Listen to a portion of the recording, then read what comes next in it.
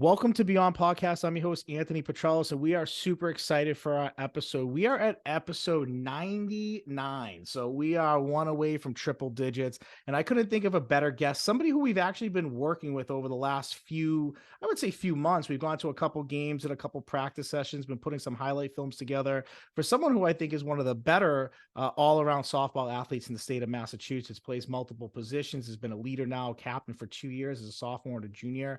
I knew her under her tenure of her old head coach, Matt O'Laughlin, someone who coached on my coaching staff as an O-line coach and eventually became a head football coach himself. So I know he knows leadership and hyped this person up for a while to me.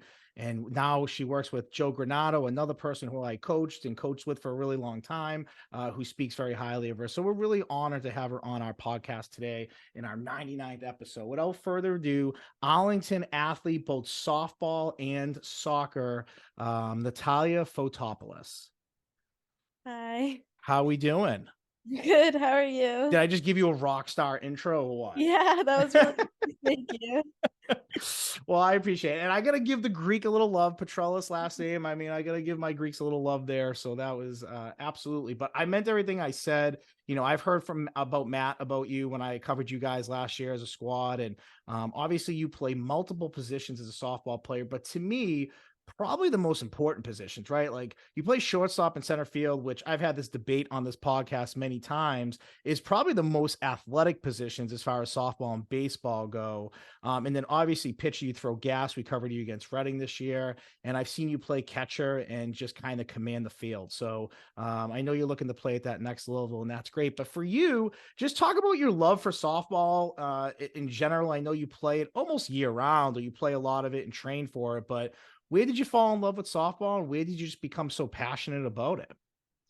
Um, when my brother played baseball, so when I was little, I was kind of always on the field and like watching him, and I really like enjoyed it.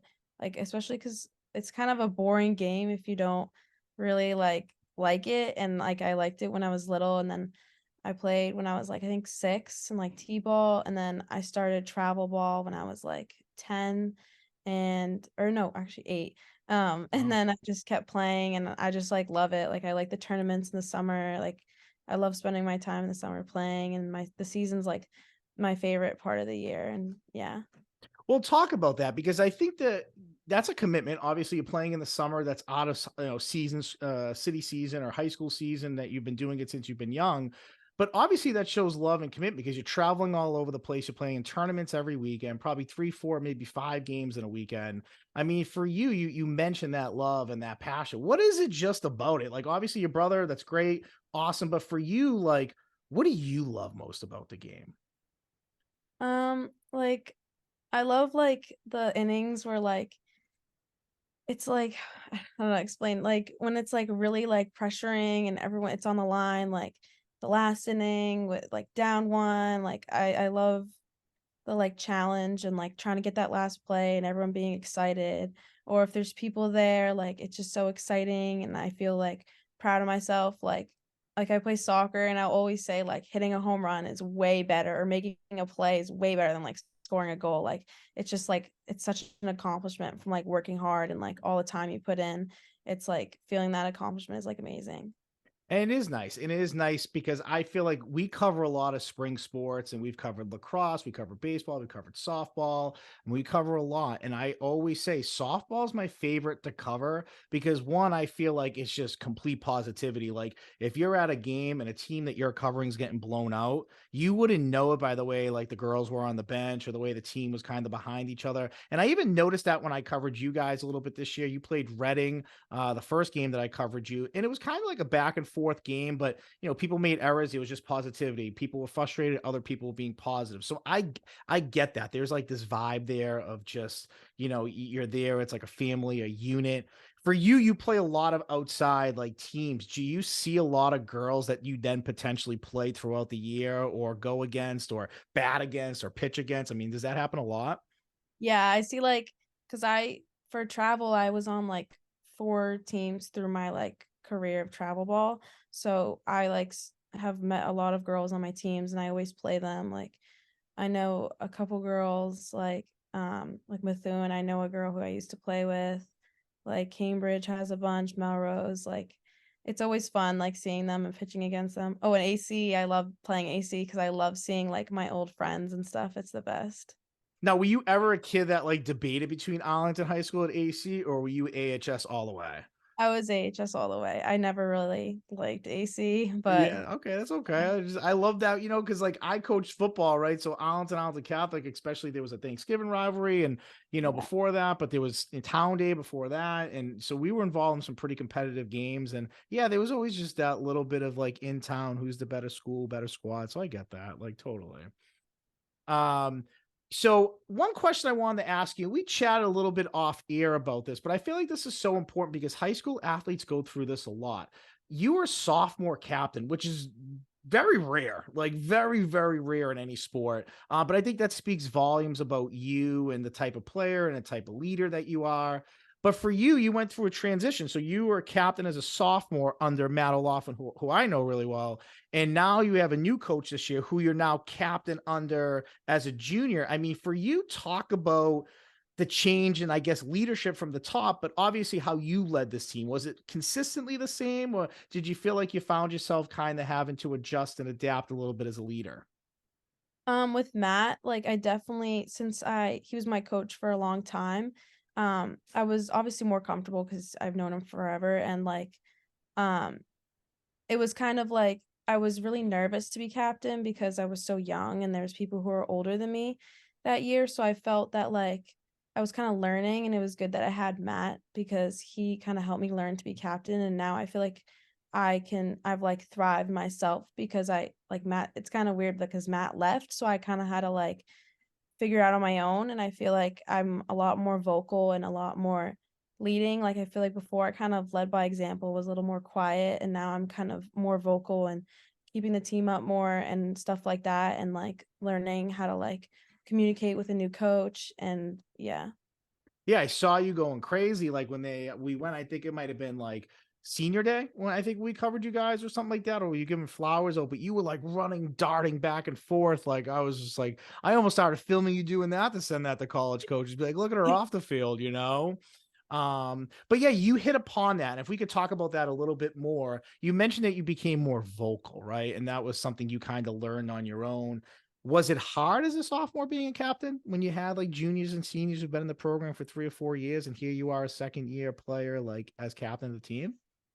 Yeah, it was hard. I don't think it was, like there was no, like, weirdness between the older, teammates. I just felt like, it was kind of like an adjustment, and I felt that, like, I was able to talk, but I was kinda scared because I didn't really wasn't really confident, but now that I'm a junior, I feel like I've blossomed a lot more and, like, taking more charge, than before. Because before I kinda coulda leaned on with my 2 other captains, but this year I was like, "I'm doing it, like, I wanna change this, like, attitude," kind of.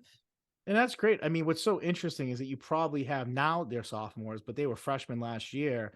I mean, that's a great like to me, I'm sure that's hard for the juniors and seniors a little bit in a sense, right? But also to me, I feel like wow, what a person to look up to as a freshman coming into this program, or even an eighth grader. If there's eighth graders that play, I don't know if they do get waivers or whatever, but even still, like seventh and eighth grade youth or ninth grade freshmen in high school that see you as a sophomore leader and striving and playing well and being successful.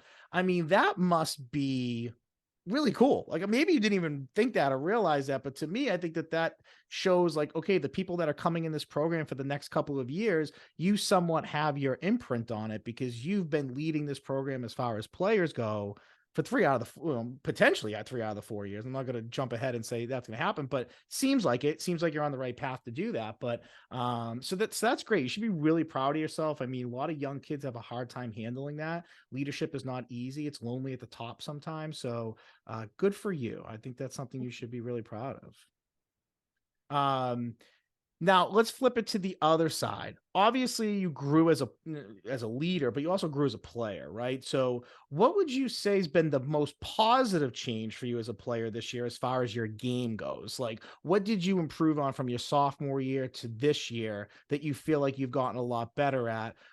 And I'll even ask you a part B to this. What is maybe a part of your game that you're hoping? Obviously, you're in playoffs now, but what part of your game maybe hopes it gets better in the future as well?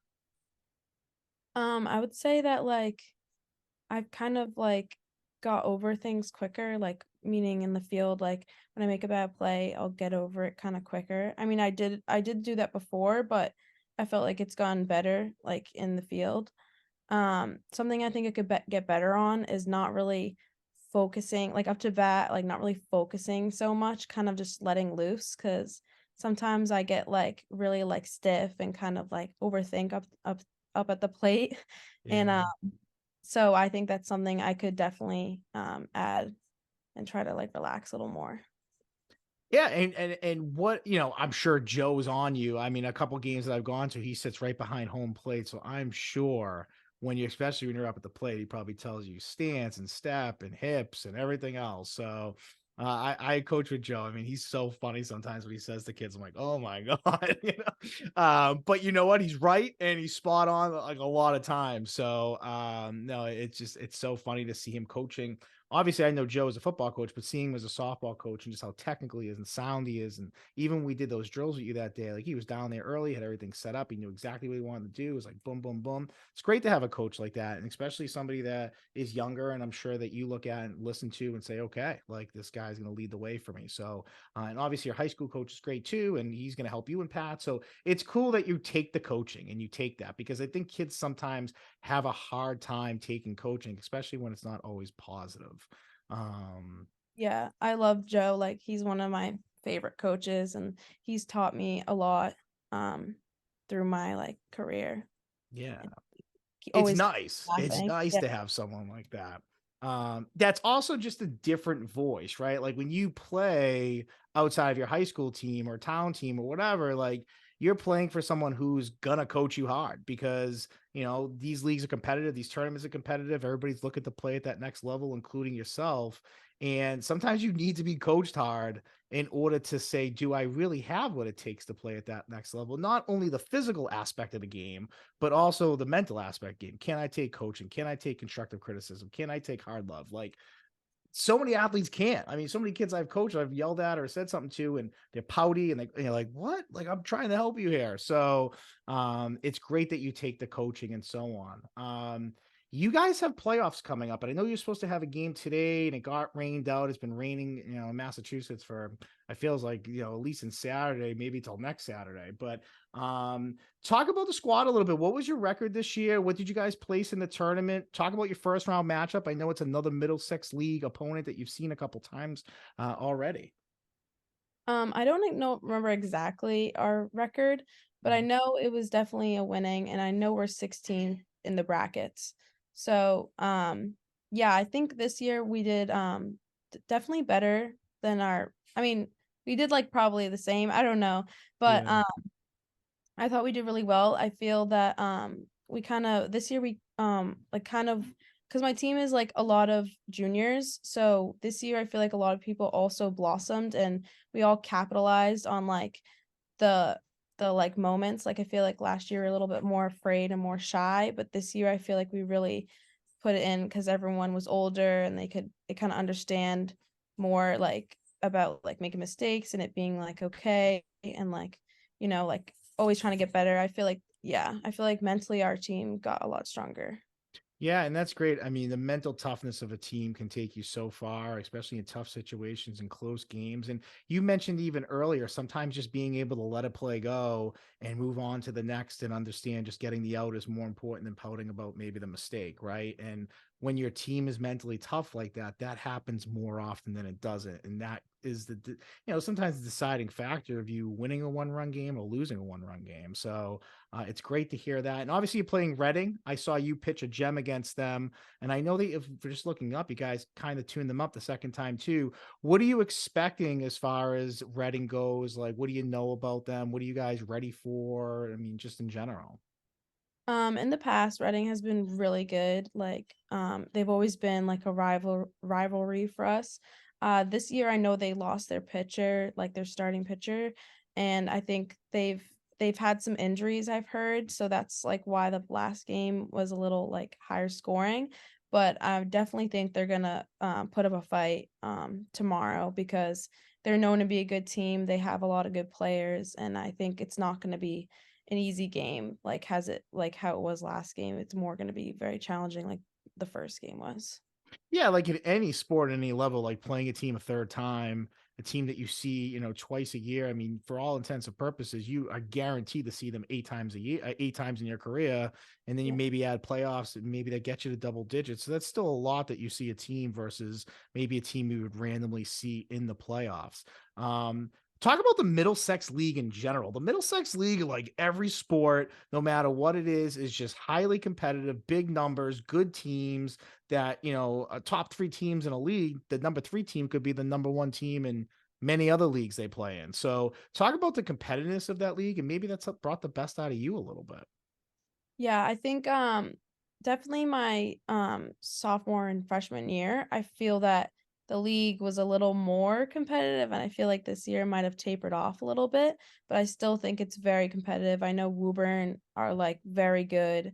Reading's still very good. Belmont's gotten a lot better. I think they've gotten better.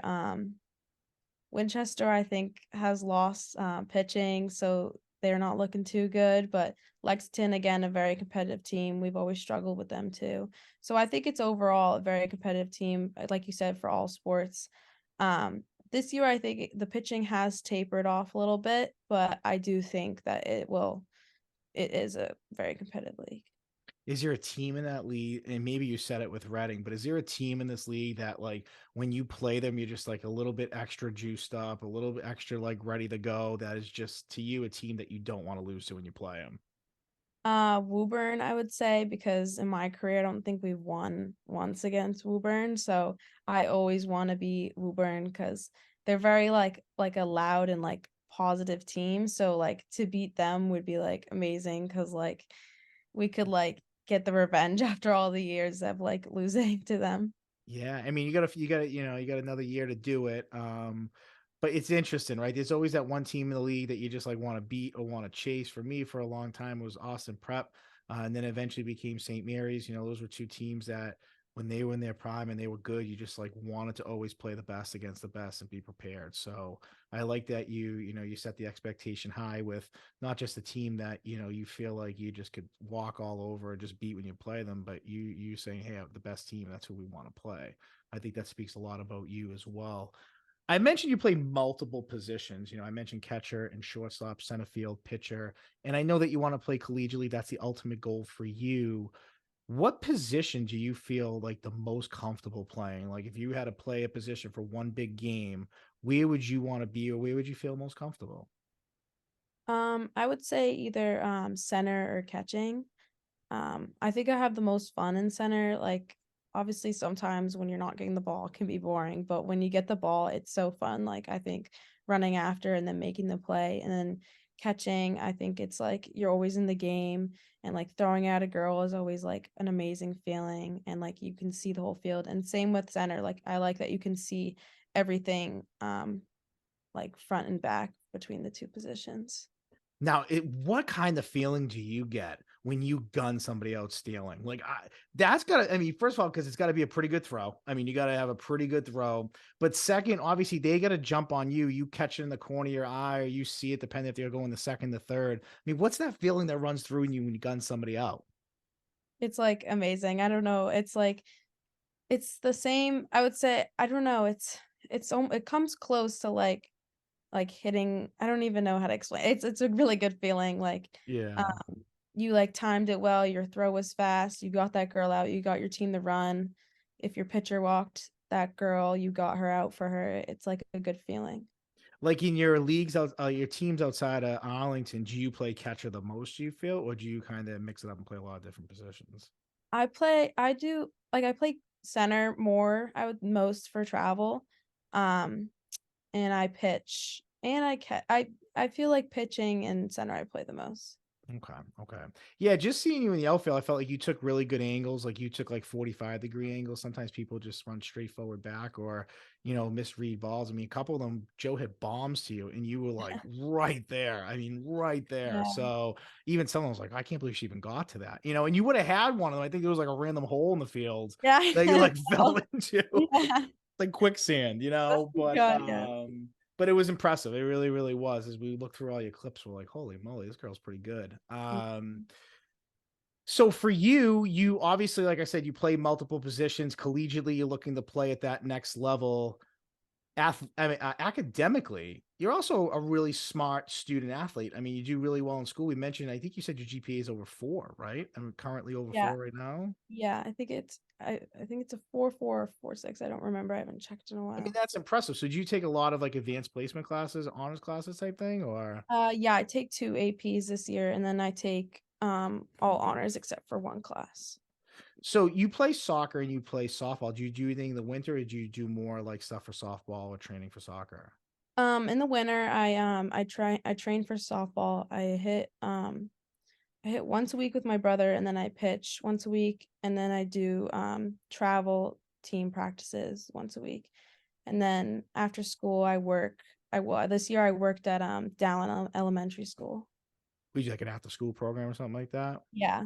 Wow, that's crazy. So the reason I asked that is because I'm a teacher. I'm a fifth grade teacher, and biggest thing I stress with my athletes all the time was just like the grades and keeping up with Yeah. their grades. And obviously, that's even a big recruiting chip of you and some athletes could be the same, but your grades versus everybody else's is just a lot different. I mean, over a 4.0, you can go wherever you want. But the reason I just threw that out there is how do you balance that? I mean, this is more of a question I'm going to ask you for young. We have a lot of young listeners. Our 18 to 24 and our 14 to 18 range is huge.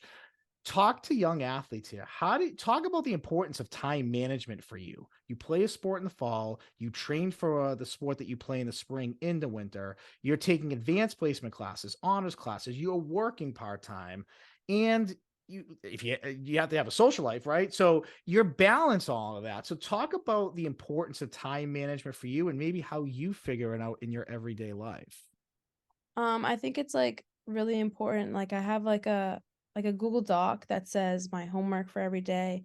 Sometimes I write down what I want to do every day, and I think that's really important.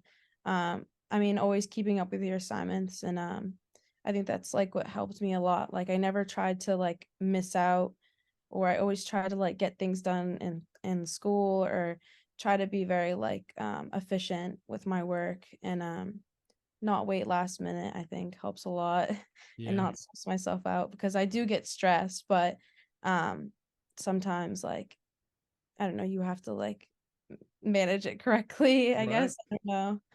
I I mean, mean, anxiety is a real thing too, right? I mean, as an adult, I get anxiety all the time over a zillion different things. And I'm like, oh my God, I got to do this. I got to do that. Like, I got anxiety yesterday with our funny story, right? So, like, anxiety is a real thing. So, trying to balance that on top of everything else that you're responsible for, it just like isn't easy. Like, I never really got anxiety until I realized I think I have it. Like, I think I have it more than I realize. And to do that, but to also balance what you balance and do as well as your school. I mean, that is extremely impressive. Like any college coach who sees those grades on paper and sees what you do on paper, I mean, it's an automatic like check plus, as far as the recruiting process goes and what they want in their program. That's great.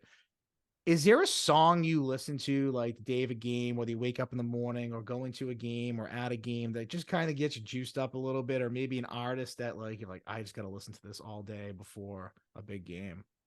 yeah, I always like if I'm driving to the game or like I have my headphones in, I'll listen to Lose Yourself by Eminem Yeah. because when I was little, one time I was like driving to a game with my dad and like I was little and I didn't focus or something and my dad was like, you know, you need to listen to this song like it'll help you or something along those lines and like I kind of always listen to it because it gets me pumped up and it like makes me kind of locked in. Yeah, I mean, that song in particular, I mean, when that song came out, it was the song. I mean, I still hear that song and like kind of like, okay, but music is so important in sports. We see it like with athletes who always have earpods in. We see it with any NBA, NFL, NHL, MLB playoffs. It's always about the music that cuts the commercials or music that people have on that really just it's something about it that just gets you a little bit more enthralled in the game, a little bit more invested, and gets you just kind of in a zone that's maybe a little different before you were listening to it. So music is huge on this podcast. We talk about it a lot. As a coach, I used to play it at practice a lot. Like we'd have sessions that was like individual sessions or special team sessions, and we're blaring music. We're blaring music for 5, 10 minutes a pop. you know, not enough to like take their focus completely away, but enough to get them a little juiced up, maybe in areas of practice that are kind of a little bit dead typically, hopefully with music. And it worked. Kids are just like have a little bit more energy, hit a little bit harder, run a little bit faster. I'm sure it's the same of any sport when you listen to music in general. Yeah, I feel like music it creates like emotions, like it makes you mad, it makes you sad, and it like feel like that triggers you and like makes you want to like work for what you're concerned about. And I mean that's what happens to me. I get like mad and I want to play and I want to win. I want to do my best. And yeah.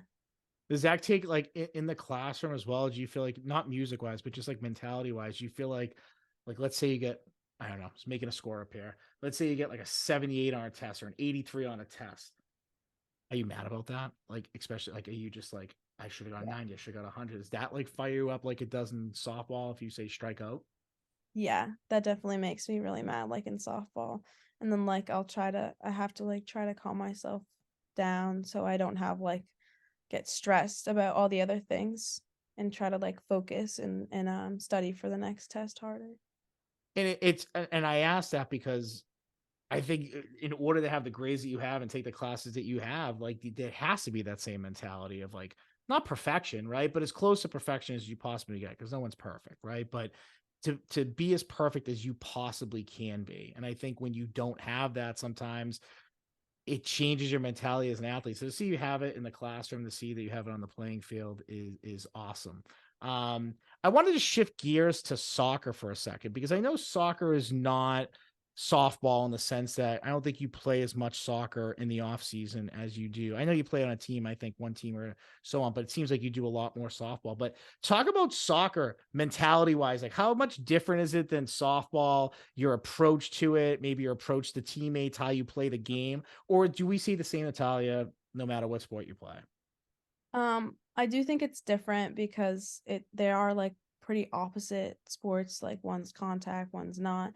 In soccer, I feel like I don't know. I like it's I like that it's different than softball because it's like a break from softball. Obviously, I love softball, but I'm very in soccer, I feel like I'm able to be like actually aggressive. Like in softball, I'm like mentally aggressive and I'm hitting that ball hard. But in softball, I mean, in soccer, I can like go for the ball and like be aggressive like on the ball, which is a lot different. And I think it also is a lot of like I learn a lot about like team bonding and how like teams like being together is really important. Obviously in softball, I learned that too, but in soccer, you have to like move as a team. Same with softball, but it's a little more individual. But I feel like that also really helps with my like leadership in softball.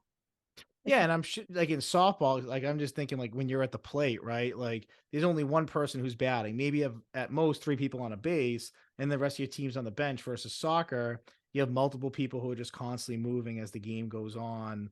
Um, it is really different.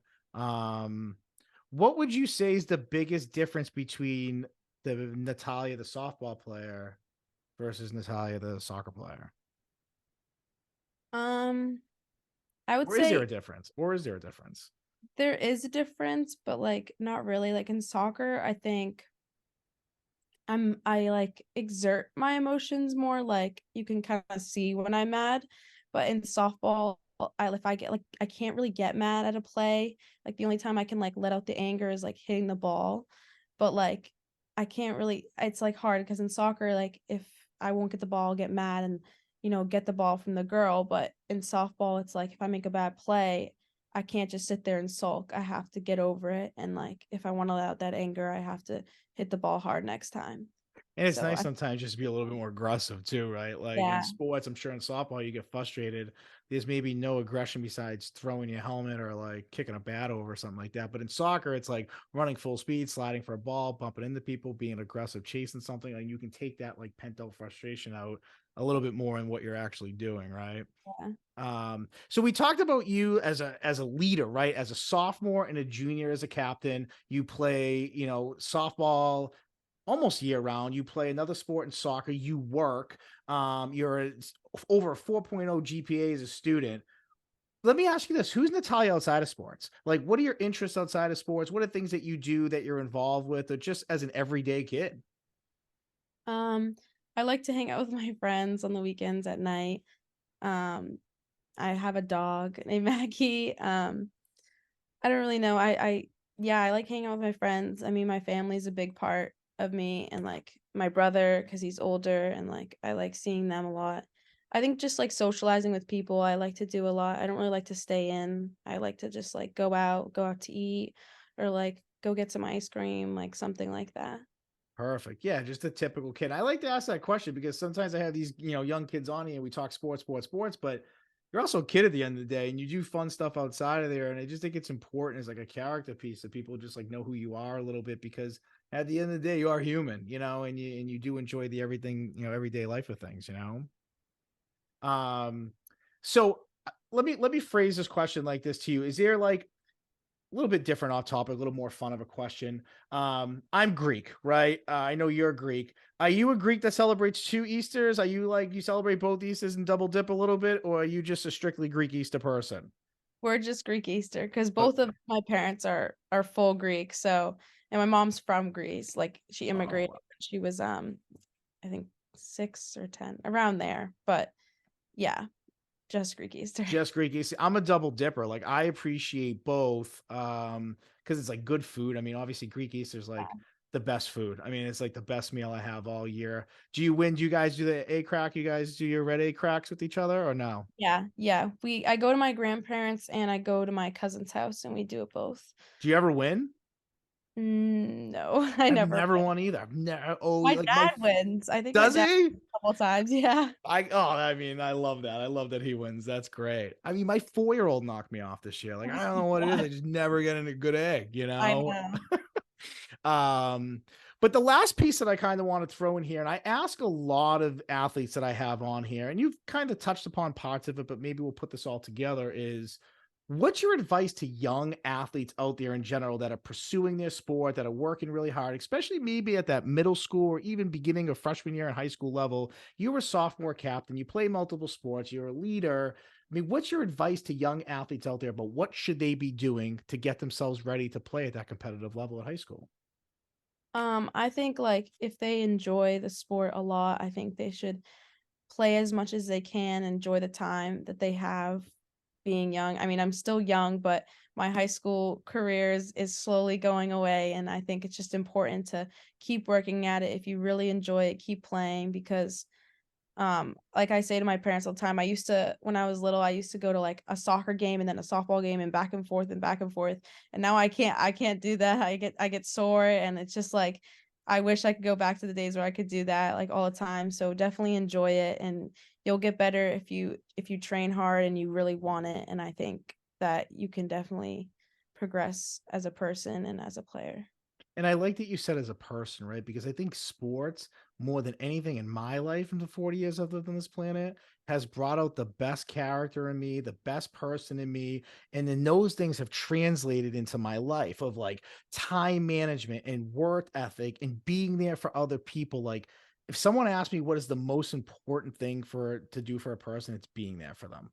Being there, whether it's sitting there, talking to them, sitting in silence, being there for someone is so important. And I feel like sometimes, I mean, being a human being brings that out of you, but sometimes sports makes you realize those things more because when you're passionate about the same thing and you pursue the same thing and you're going through the trenches together every single day, there's something about just being there for somebody and having those skills to then carry on to your real life because 80% of sports is life. Like it really is when you train and work hard and want to get better and get promotions or get a better job. Like that comes in working in the weight room, playing on multiple teams, or like you said, running from a soccer game to a softball game back to a soccer game. Like you learn that at a young age. Like that's what the workforce is. Like the more you hustle, the more money you make, the more successful you become. Like sports helps translate into life. So I love that you kind of said that it makes you a better person because there is no better parallel in this world than sports and life. Like what you learn and obtain as a human and what you learn mentally and physically, it gets you ready for life. Like you don't know how prepared you are yet, but you will be as you get older. And even when you go to college, like people tell me college is so hard. College was a piece of cake. Like and I'm not just saying that like for conversational piece. High school was 10 times harder than college was because I was trying to balance football and hockey and track and traveling to Arlington Catholic. That's where I went from Medford. Not that it was a far drive, but it's enough that you have to wake up early, hit traffic, and that Medford to Arlington sometimes can be brutal. So you learn a lot about like when you're in high school and you're working and you're training, and then in college, it's like, wait, I have a class at 9, and I don't have another class till 1, and then I have a class at 4. Yeah. Like you have those skills of know what to do in between that time. Where some kids who don't play sports, like a lot of friends of mine who had such a hard time because like I got 4 hours off, I can go back to bed, I can do this, I can do that. Where our minds are like, I can go work out, I can go do my homework, I can get this done because I have this later, and I know I have a project next week. Like we're already thinking that way, you know. Yeah. So it's just kind of funny that you said that. I think that was a great answer that you had. Um, and I just want to highlight you at the end of this podcast. We have a lot of listeners, especially I said at this high school, college level. We've been putting highlight tape together for you. We went and covered a couple games. You did a couple skill sessions. I know you did an individual skill session that you sent us some great clips over, especially from the outfield. You kind of throwing some good balls home and throwing some balls different bases, which looked great. So I just want to highlight that because what we're seeing just from you as an athlete, even the games that we weren't there that we got clips sent to us, is you're the real deal. Like, and I am not just saying that because you're in front of me. Like, you are the real deal. Like, you play the most athletic positions on the field. You're a commander and leader out there. Your body language is great. Like, yeah, you can see when you get a little frustrated on the mound, but everyone does at bat, and the mound, the field, whatever. But like you said, your strength of just kind of getting back to it, I saw it so many times. Like I saw it when we were at your games of getting back to it, whether it was at bat or maybe errors that were made in the field and how positive you stay, even if it weren't your errors, right? And so, like, I just want to say that to you when you said that. Number one thing I look at all athletes is body language. And within 5 minutes, I can tell, like, extremely coachable or uncoachable. And you are extremely coachable. So keep being that way, keep striving the way that you are because you are on to bigger and better things, not only in sports, but just in life. Like I can just tell talking to you, you really Yeah. kind of got it all together.